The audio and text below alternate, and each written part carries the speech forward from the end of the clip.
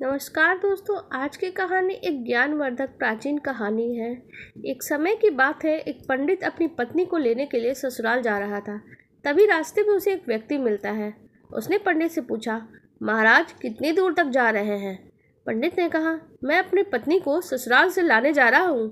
हैरानी से उस व्यक्ति ने पंडित से कहा, लेकिन आप पितृपक्ष में पत्नी को लेने क्यों जा रहे हैं? क्या आप जानते नहीं हैं इस महीने में किसी तरह का शुभ कार्य नहीं किया जाता? पंडित जी तपाक से बोलते हैं, अरे मैं ब्राह्मण हूँ, मुझ पर ये सारे नियम बिल्कुल भी लागू नहीं होते हैं। उस व्यक्ति ने पंडित के मुंह से ऐसी बात सुनी तो उसे बहुत अजीब लगा, लेकिन वो क्या कर सकता था, इसलिए चुपचाप वहाँ से चला जाता है। और पंडित जी भी अपने रास्ते पे चले जाते हैं और थोड़ी देर बाद ससुराल पहुँचते हैं। वहाँ पहुँचते उनका बहुत ही आदर सत्कार होता है, लेकिन लड़की वालों ने भी पितृपक्ष में अपनी बेटी को ससुराल में भेजने से मना कर दिया। ब्राह्मण भी ना मानने वाले लोगों में से थे। उन्होंने जिद पकड़ ली कि अपनी पत्नी को लेकर ही जाएंगे, और यही होते होते अपनी पत्नी को लेकर वो घर की तरफ निकल पड़े। रास्ते में कुछ देर आगे बढ़े ही थे कि पंडित को जोर से प्यास लगने लगी। उसे सामने कुआं नजर आया तो वो वहां चले गए और रस्सी से खींचकर पानी निकालने लगे। उसी वक्त एक व्यक्ति वहां पहुंचा और उसने पंडित से अपने लिए पानी मांगने के लिए कहा, और जैसे ही पंडित उसके लिए भी पानी निकालने लगे, उसने पंडित को उठा के कुएं के अंदर डाल दिया और खुद पंडित का भेष बना के उसकी पत्नी के साथ रास्ते में आगे बढ़ने लगा। कुछ देर बाद वो दोनों पंडित के घर पहुंच जाते हैं। वो व्यक्ति पंडित का ही रूप बना के उस महिला के साथ रहने लगता है, यानी पंडित की पत्नी के साथ। और ऐसा होते होते करीब 3 महीने बीत जाते हैं, लेकिन पंडित जी तो अभी भी कुएं में ही फंसे थे। कुछ दिनों के बाद उस कुएं के पास से एक व्यक्ति अपनी बैल लेके गुजर रहा था।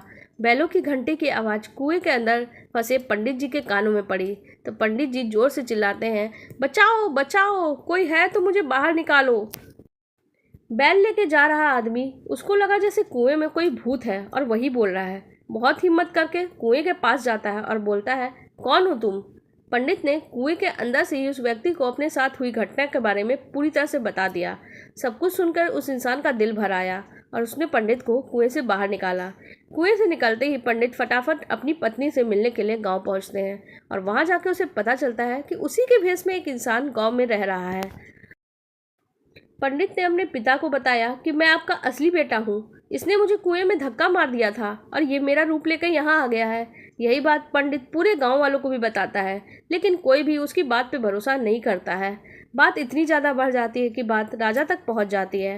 राजा ने जब पूरा मामला सुना तो एक बड़ा चबूतरा बनवा के पूरे राज्य के लोगों को बुलवाया और साथ में एक लोटा भी रख दिया।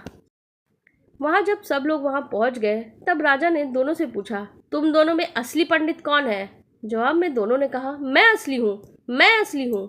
इन दोनों की बात सुनकर राजा ने कहा, जो भी जल्दी से इस लोटे में घुसकर बाहर निकल जाएगा ना, उसको मैं असली पंडित घोषित कर दूंगा।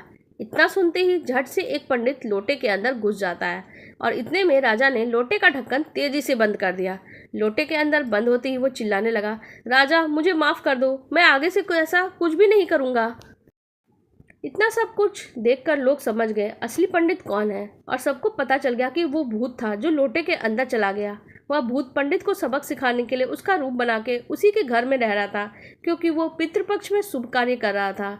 लेकिन कहानी की सीख ये है कि बड़े बुजुर्गों द्वारा कही गई बातों के पीछे कोई ना कोई वजह छिपी ही होती है, इसलिए शुभ कार्यों को पितृपक्ष में नहीं करना चाहिए। बुजुर्गों के अनुभव के आधार पर ही समय के लिए पितृपक्ष के दौरान शुभ कार्य करने से रुक जाना चाहिए। आपको हमारी ये कहानी कैसी लगी आप कमेंट सेक्शन में ज़रूर बताइएगा। साथ ही वीडियो को लाइक कर दीजिएगा और हमारे चैनल को भी सब्सक्राइब कर लीजिएगा। धन्यवाद।